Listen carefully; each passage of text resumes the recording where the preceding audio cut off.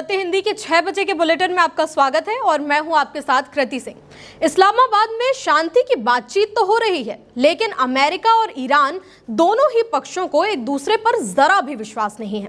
दोनों ही पक्षों ने बंदूकें भी तान रखी हैं। सीज फायर में पाकिस्तान की भूमिका देखकर भारत में पीएम मोदी सवालों के घेरे में घिर गए हैं। दुनिया इस मुद्दे पर नजर बनाए हुए है। उधर धीरे से ताइवान में चीन बड़ा खेल करता नजर आ रहा है। इस्लामाबाद में हो रही ईरान अमेरिका की शांति वार्ता में क्या क्या हो रहा है, इस बुलेटिन में आपको एक एक ताजा अपडेट मिलने वाला है। लेकिन पहले देखते हैं इस बुलेटिन की 5 बड़ी खबरें। अमेरिका और ईरान दोनों की टीम ने की पीएम शहबाज से मुलाकात, बातचीत से पहले माहौल गर्म। ईरान के फ्रीज पैसे नहीं होंगे रिलीज, अमेरिका ने खारिज किया दावा, बोला बातचीत ही शुरू नहीं हुई। तेहरान का रुख साफ, सिर्फ इस्राइल नहीं होगा दोषी, बात बिगड़ी तो जिम्मेदार अमेरिका ही होगा। इस्राइल से बातचीत पर हिजबुल्लाह का बड़ा विरोध, दी चेतावनी और बिगड़ेंगे हालात। इस्लामाबाद में हो रही शांति वार्ता से भारत में उठे सवाल, कांग्रेस का पीएम मोदी पर निशाना। इस्लामाबाद में शांति वार्ता से पहले अमेरिका और ईरान दोनों ही टीमों ने पाकिस्तान के पीएम शहबाज से एक एक करके मुलाकात की। अमेरिका के उपराष्ट्रपति जेडी वेंस, खास दूत स्टीव विटकॉफ और जेरेड कुशनर के साथ पीएम शहबाज से मुलाकात के लिए पहुंचे। इससे पहले ईरानी डेलीगेशन भी पीएम शहबाज से मुलाकात कर चुका है। ईरानी संसद के स्पीकर कालिबाफ के नेतृत्व में शहबाज के साथ ईरानी टीम की बातचीत काफी देर तक चली। अमेरिका ने ईरान की फ्रीज पैसे रिलीज करने वाली खबर को सिरे से खारिज कर दिया है। अमेरिका की सीबीएस न्यूज की तरफ से कहा गया है कि अभी तो शांति वार्ता शुरू ही नहीं हुई है और ना ही किसी समझौते पर बात शुरू हुई है। दरअसल इससे पहले रॉयटर्स ने खबर दी थी कि ईरान के फ्रीज पैसे को रिलीज करने के लिए अमेरिका राजी हो गया है, लेकिन अब इस खबर को अमेरिका ने पूरी तरह से गलत बताया है। इस्लामाबाद में चल रही हाई वोल्टेज बातचीत के बीच ईरान ने अमेरिका को सीधी चेतावनी दे दी है। ईरान के पहले उपराष्ट्रपति मोहम्मद रजा आरिफ ने साफ कहा कि डील होगी या नहीं होगी ये तो पूरी तरह से अमेरिका के रवैये पर निर्भर करता है। उन्होंने कहा कि अगर अमेरिका अपने अमेरिका फर्स्ट हितों पर ध्यान देगा तो समझौता हो सकता है, लेकिन अगर अमेरिका इस्राइल फर्स्ट की तरफ झुक जाएगा तो साफ है कि हम तो डील नहीं करेंगे। ईरान ने यह भी चेतावनी दी है कि अगर समझौता नहीं हुआ तो वो अपनी रक्षा और भी ज्यादा ताकत से करेगा और इसका असर सिर्फ क्षेत्र ही नहीं बल्कि पूरी दुनिया को भुगतना पड़ सकता है। ईरान का कहना है कि उसे अमेरिका पर बिल्कुल भी भरोसा नहीं है। इस्लामाबाद में बातचीत शुरू होने से पहले ईरान के विदेश मंत्री अब्बास अरागची ने जर्मन के विदेश मंत्री जोहान वाडेफुल से फोन पर बात की। अरागची ने कहा कि ईरान इस बातचीत में बिना किसी भरोसे के जा रहा है, मतलब ईरान अमेरिका पर जरा भी विश्वास नहीं करता। इसकी वजह यह है कि अमेरिका ने पहले भी कई बार वादे तोड़ दिए हैं। अरागची का कहना है कि ईरान ने सीज फायर इसलिए माना क्योंकि वो एक जिम्मेदार देश की तरह काम कर रहा है, लेकिन ईरान की शर्तें हैं कि जंग पूरी तरह से बंद हो, ईरान को हुए नुकसान का हर्जाना मिले और हमले के जिम्मेदार लोगों को जवाबदेह ठहराया जाए। अरागची ने चेतावनी भी दी है कि हमारी बात नहीं मानी गई तो हम सीज फायर खुद तोड़ देंगे। ईरान के नेता बातचीत के लिए एक भावुक संदेश के साथ पाकिस्तान पहुंचे हैं। ईरान की संसद के अध्यक्ष मोहम्मद बाघर गालिबाफ जब विमान से आए तो प्लेन में एक खास नजारा देखने के लिए मिला। खाली सीटों पर उन बच्चों की तस्वीरें रखी गई थी जो मिनाब स्कूल पर हुए हमले में मारे गए थे। उन्होंने कहा कि ये मासूम बच्चे ही उनके साथ असली साथी हैं और वो उनके दर्द को दुनिया तक पहुंचाना चाहते हैं। इस हमले में 165 से ज्यादा लोगों की जान चली गई थी। अब इसी दर्द और गुस्से के साथ ईरान अमेरिका के आमने सामने बैठकर बातचीत कर रहा है। ईरान की फार्स न्यूज की एक रिपोर्ट के मुताबिक पाकिस्तान की मदद से चल रही बातचीत में कुछ प्रगति तो हुई है, लेकिन माहौल अभी भी तनाव से भरा हुआ है। ईरान ने साफ चेतावनी दी है कि अगर ये बातचीत फेल होती है तो सिर्फ इस्राइल को दोष देकर अमेरिका बच नहीं सकता। ईरान का कहना है कि कुछ लोग इस्राइल को अलग और बात बिगाड़ने वाला देश दिखा रहे हैं ताकि अमेरिका अपनी जिम्मेदारी से बच सके, लेकिन तेहरान इस बात को पूरी तरह खारिज करता है। ईरान के मुताबिक इस्राइल और अमेरिका अलग नहीं है, बल्कि दोनों एक ही फैसले और रणनीति के तहत काम करते हैं। इसलिए अगर बातचीत सफल नहीं होती तो ईरान सीधे तौर पर अमेरिका को ही जिम्मेदार ठहराएगा।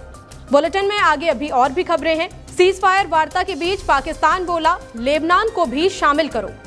रिपोर्ट में दावा, चीन की ईरान को खुफिया तरीके से हथियार भेजने की तैयारी। विपक्षी नेता चेंग से जिनपिंग की मुलाकात, ताइवान पर चीन का पहरा। सीज फायर में पाकिस्तान की भूमिका, भारत में पीएम मोदी पर उठे सवाल।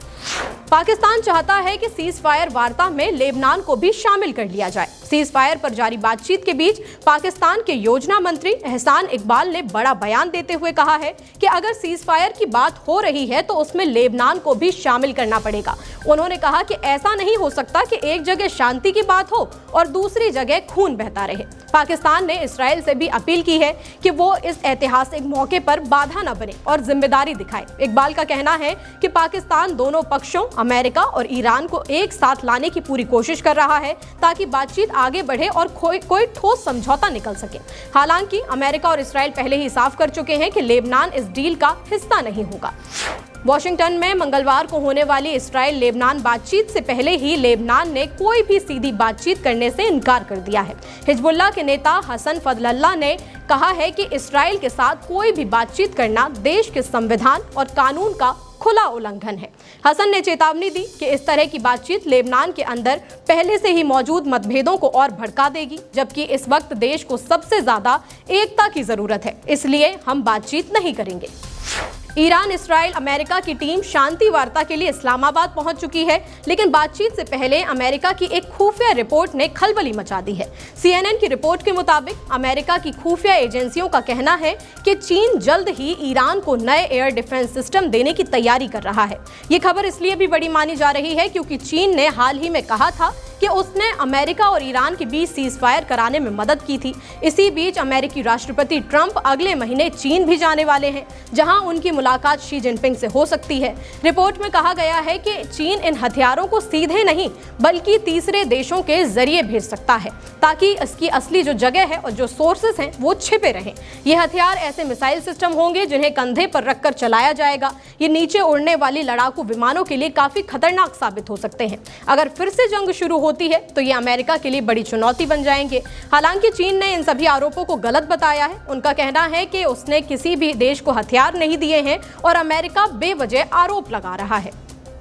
ताइवान के विपक्षी नेता चेंग ली वुन से जिनपिंग की मुलाकात के बाद ताइवान के आसपास चीनी विमानों का पहरा दिखाई दिया है।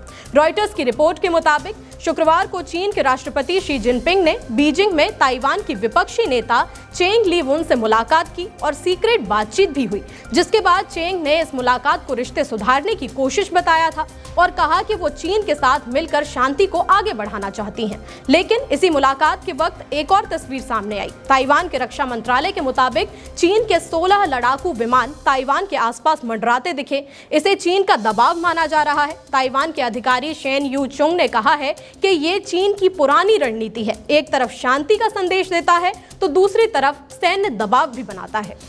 इस्राएल की जनता को नहीं लगता कि वे ईरान से जंग जीत गए हैं।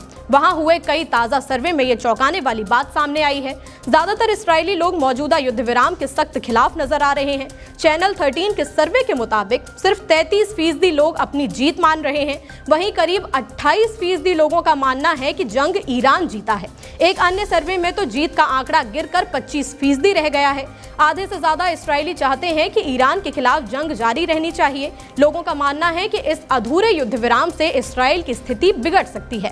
प्रधानमंत्री नेतन्याहू के लिए ये नतीजे किसी बड़े झटके से कम नहीं हैं। वे बार बार ये दावा कर रहे थे कि उन्होंने ईरान को धूल चटा दी है। नेतन्याहू ने वादा भी किया था कि वे मिडिल ईस्ट का चेहरा बदल कर रख देंगे, लेकिन उनकी अपनी ही जनता उन पर भरोसा नहीं कर पा रही है। चुनाव के इस साल में ये सर्वे नेतन्याहू की कुर्सी पर भी खतरा बन सकता है।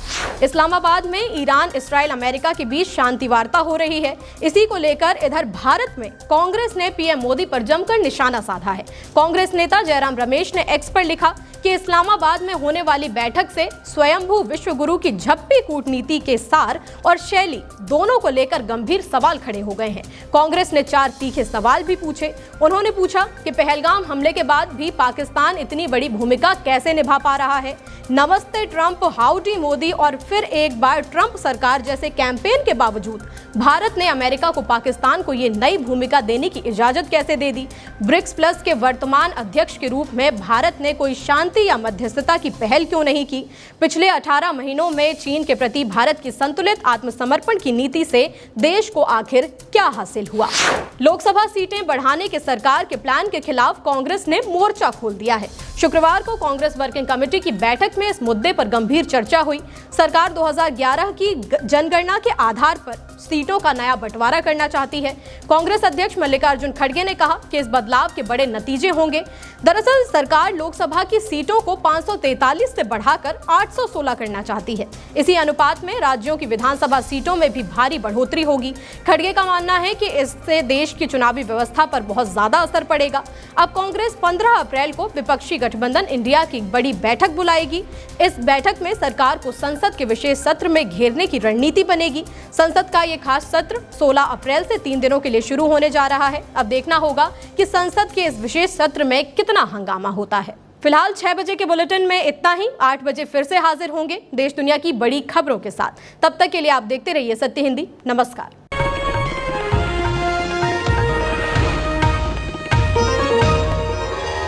Copyright disclaimer under Section 107 of the Copyright Act 1976. Allowance is made for fair use for purposes such as criticism, comment, news reporting, scholarship, and research. Fair use is a use permitted by copyright statute that might otherwise be infringing.